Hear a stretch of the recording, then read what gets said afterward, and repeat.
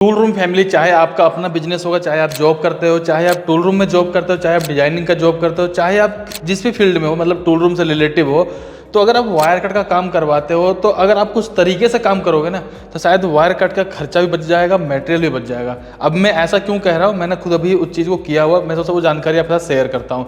इसके साथ साथ ना कई बार हार्डनेस को, मतलब हार्डिंग, जैसे मान लो हम कोई भी मटेरियल ले रखे हैं, SCR हो सकता है, EN31 हो सकता है, D2 हो सकता है, उसकी जो हार्डनेस को लेकर प्रॉब्लम होती है, हमें कितनी हार्डिंग करनी चाहिए, ज़्यादा करें तो क्या दिक्कत होगा, कम रहने में क्या दिक्कत होगा, थोड़ा उसके बारे में डिस्कस करेंगे। मतलब इस वीडियो में आपको यही इन्फॉर्मेशन देने वाला हूँ।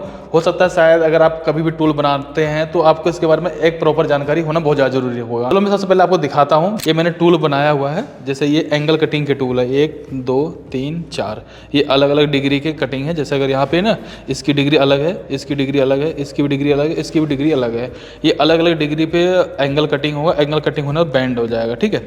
तो अब इसका जब हम टूल बना रहे थे ना, तो एक्चुअली में क्या था, अगर हम चाहें तो इसको ना पंच को इन हाउस बना सकते हैं, मतलब बन सकता है, इतना ज़्यादा क्रिटिकल नहीं है।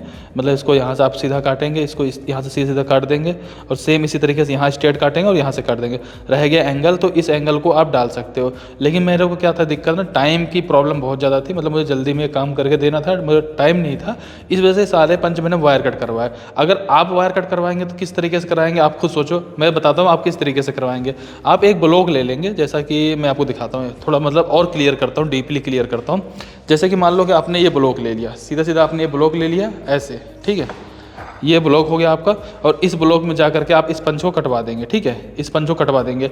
लेकिन मैं आपको एक चीज़ और बताता हूँ कि जो कटिंग वाला एरिया है ना हमारा, ये हमारा कोई कटिंग नहीं कर रहा है यहाँ पे, कटिंग सिर्फ हमारा ये वाला एरिया कर रहा है। और ज़्यादा डीप में समझाने के लिए मैं एक काम करता हूँ ना, जो हमने एंगल काटा हुआ है वो एंगल लेता हूँ, फिर आपको दिखाता हूँ। देखो, जैसा कि ये एंगल देख रहे हैं ना, ये एंगल मैं निकालता हूँ यहाँ पे। अभी इस एंगल को ध्यान से देखना, यहाँ पे पता क्या हुआ है, जैसे कि ये हमारा मटेरियल था, तो यहाँ पे ये सिर्फ इस तरीके से कटिंग हुआ है, मतलब एक साइड इस तरीके से यहाँ पे कटिंग हो गया, इसके बाद इसको इस तरीके से बैंड कर दिया गया, जो जिस डिग्री पे हमें चाहिए था, इसलिए टूल को हमने अलग अलग बनाया हुआ है। अब मेन बात जो समझने वाली है, थोड़ा वो समझ लेते हैं। जब मुझे यहाँ पे कटिंग सिर्फ इतना ही करना था, जैसा कि आप यहाँ पे देख पा रहे होंगे, मतलब मुझे सिर्फ इतना ही कटिंग करना था, तो फिर मैं यार इस पंच को इतना क्यों बढ़ाया हूँ। एक्चुअली क्या है ना, देखो ये जो सीट की थिकनेस है वो 6 mm की है, ठीक है, 6 mm की सीट की थिकनेस है। अगर मैं डायरेक्ट सिर्फ इतना सा ही पंच रखता हूँ और इतना लंबा रखता हूँ तो ये पंच ना टूटने के बहुत ज़्यादा चांसेस हो जाते हैं। लेकिन अगर जब मैंने यहाँ पे इतना सपोर्ट दे दिया है, इतना बड़ा ये सपोर्ट दिया, ये सपोर्ट दे दिया है, इसके बाद ये जब कटिंग करेगा तो इसकी लाइफ बढ़ चुकी है। एक फ़ायदा, दूसरा फ़ायदा आपको ये मिल जाता है इसमें कि इस वाले को पहले एंट्री हो जाए। देखो अभी यहाँ पे प्लस है ना, ये देखो ध्यान से देखना, ये देखो यहाँ पे ये इससे प्लस है, ये देखो इससे प्लस है। तो पहले क्या होगा, जब ये डाई के अंदर जाएगा, जैसे मान लो अगर अब ये जाएगा ना ऐसे डाई के अंदर, तो ये होगा क्या कि इसमें सबसे पहले ये एंट्री करेगा, डाई के अंदर ये एंट्री कर गया।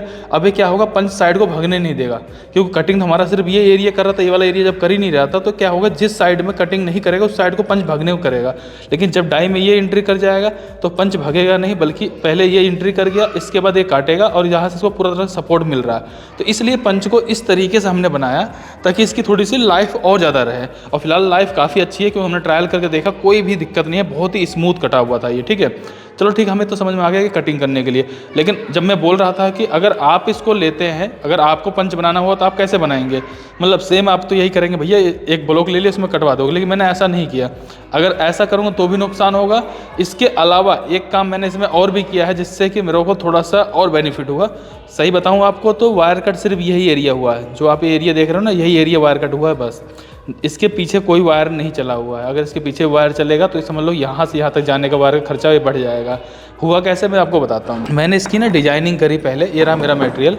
इस मटेरियल में मैंने इसको डिजाइनिंग किया बाकायदा, जैसा कि अभी आप देख रहे हो। अगर मैं आपको चलो सेट करके दिखाता हूँ, मान लो कि ये मेरा पंच है, इस तरीके से ये पंच कटा यहाँ पे, ठीक है, इस तरीके से मान लो ये पंच कटा। तो ये जो बाहर का एरिया था ना, बाहर के एरिया से कटिंग में कोई भी नहीं लिया गया है। रेफरेंस के लिए जैसे कि अभी आप यहाँ पे बेसिकली देख सकते हैं, जैसे कि ये ना ब्लॉक ऐसे था, बिल्कुल ऐसे यहाँ से ऐसे था, तो हमने क्या किया ना, यहाँ पे कट नहीं लगवाया, बल्कि वायर कट ना जो हुआ हमारा, वायर कट वो यहाँ से लेकर के इस तरीके से करके यहाँ तक काट दिया बस। पीछे उसको कट मारने की जरूरत नहीं पड़ी, पीछे वाला फेस बिल्कुल वही आ गया जो कि हमारा सिर्फ ब्लॉक में था। तो हमने यहाँ पर इस तरीके से इसकी सेविंग करी, ठीक है। और एक चीज़ और बताता हूँ, चलो देखो गलती हर किसी से होती है, मेरे से भी होगी, आपसे भी होगी, लेकिन उनसे सीखना चाहिए, हमेशा सीखना चाहिए। जैसे देखो यहाँ पर एक ब्लॉक है मेरे पास, ये SCCR का मटेरियल है, इसमें हमने वायर कट करके ये पंच सारे निकाल लिए। लेकिन गलती सबसे बड़ी क्या कर दी कि यहाँ पर अगर हम कोई ड्रिल लगा देते इस तरीके से, यहाँ पर अगर ड्रिल लगा रहता, अगर मुझे कभी भी ज़रूरत पड़ती थी यहाँ से हो सकता है मैं वायर कट करवा के पंच निकाल सकता था, या फिर हो सकता है मुझे ज़रूरत पड़ती तो मैं इसको पार्टिंग करके ग्राइंडिंग करके पंच निकाल के यूज कर लेता। यूज़ तो अब भी किया जा सकता है, लेकिन अब क्या कहीं हेड वेड बनाने काम में आ जाएगा। लेकिन कोई पंच अगर के सिर्फ में 2 ड्रिल मार के टेपिंग करके रख देता ना, तो ये मेरे को आगे चल करके बहुत अच्छा काम आ जाता। लेकिन जब मैंने इसमें गलती करी, जब मुझे अपनी गलती का एहसास हुआ कि हाँ यार इसमें मिस हो गया था, ये हम भूल गए थे, तो अगले हमें गलती नहीं करनी है। तो इसके लिए मैंने देखो क्या किया हो, यहाँ पे देखो इन सब में एडवांस में 2 टेपिंग यहाँ कर दी, 1 टेपिंग यहाँ कर दी, 2 टेपिंग यहाँ कर दी, 2 टेपिंग यहाँ कर दी। अब इससे मुझे क्या फ़ायदा हुआ मेन, अब तो यार ये हार्ड तो है ही है, मुझे जब ज़रूरत पड़ेगी मैं सीधा यहाँ से इसको काट लूँगा। अगर मुझे कोई इस टाइप कोई पंच बनाना तो पंच बना दूंगा, कोई अगर वायर कट करवानी है इस तरीके से वायर कट करवा दूंगा। यहाँ पर अगर मुझे इतने पंच की ज़रूरत है मैं इसका यूज कर लूँगा, इसकी ज़रूरत है इसका यूज कर लूँगा, तो इसको मैं दोबारा यूज कर सकता हूँ, इसलिए मैंने यहाँ पर ड्रिलिंग कर दिया, ठीक है। तो ये एक प्लस पॉइंट हो गया मेरे लिए। ये मटेरियल मेरे लिए आगे चल करके वेस्टेज नहीं जाएगा। नहीं तो इसमें क्या होगा कि ना कई बार क्या होगा, मान लीजिए अब हार्ड हुआ पड़ा है, मैं इसमें ड्रिल लगा नहीं पाऊंगा, अलेनिंग करवाऊंगा, दोबारा ड्रिल लगाऊंगा, दोबारा हार्डिंग कराऊंगा, तो मटेरियल की जो स्ट्रेंथ होती है वो बिल्कुल खत्म हो जाती है। तो ये गलती नहीं करना, इससे मतलब सीखने को मिलता है कि हाँ यार अगर हम अब मान लीजिए अभी मटेरियल है कम से कम नहीं तो 7-8 किलो मटेरियल अभी भी है, ये बहुत बड़ा एक नुकसान सा होता है। लेकिन अगर आप इसको इस तरीके से करेंगे तो कहीं ना कहीं इसको यूज कर पाएंगे, एक अच्छे तरीके से यूज कर पाएंगे, ठीक है। तो चलो यहाँ पे काफ़ी सारी चीज़ें हमारे क्लियर हो चुकी हैं। अब यहाँ पे देखो एक सबसे बड़ा सवाल बनेगा कि अमर भाई ठीक है हमें काफ़ी सारी चीज़ें पता चली, लेकिन ना जो एक हार्डिंग वाली मैटर है ना कि भाई कितनी हार्डनेस रखनी चाहिए, तो मैं आपको अपने एक्सपीरियंस के बेह पे बता रहा हूँ। ये मत सोचना कि नहीं यार मतलब कोई कुछ और बता रहा था, कोई कुछ और बता रहा था। देखो सबका अपना अपना एक्सपीरियंस अलग अलग होता है, लेकिन 19-20 का फ़र्क होगा। जैसे हम टॉलरेंस नहीं लेके चलते हैं कि ठीक है यार 0.5 की टॉलरेंस, 1 mm की टॉलरेंस, वो टॉलरेंस इसीलिए लेके चलते हैं ताकि उस वेरिएशन को मैनेज किया जा सके। सेम उसी तरीके से मैं आपको यहाँ पर बता देता हूँ, मैं कितना रखता हूँ मैं अपना बताऊँगा एक्चुअली, ठीक है, जो मेरा अपना एक्सपीरियंस है, जो यहाँ पर ज़्यादातर लोग यूज करते हैं बेसिकली। यहाँ पर देखो ना सबसे पहले मटेरियल बारे में बात करेंगे, वो EN31, जैसे कि मेरा ये मटेरियल है, गाइड प्लेट है EN31 की, ठीक है। लोग इसको MS का लगाते हैं। MS में होता क्या है, कम से कम वो 20-25 रुपये आपको सस्ता मिल जाता है, पहली बात। दूसरी बात क्या होता है ना, उसमें ड्रिल लगाने में काफ़ी ज़्यादा आसान होता है, मटेरियल जल्दी ख़राब निकलता नहीं। लेकिन जो EN31 का मटेरियल होता है कई बार कचरा से निकल जाता है, पिछले मेरे कई वीडियो में आप लोगों ने देखा भी होगा।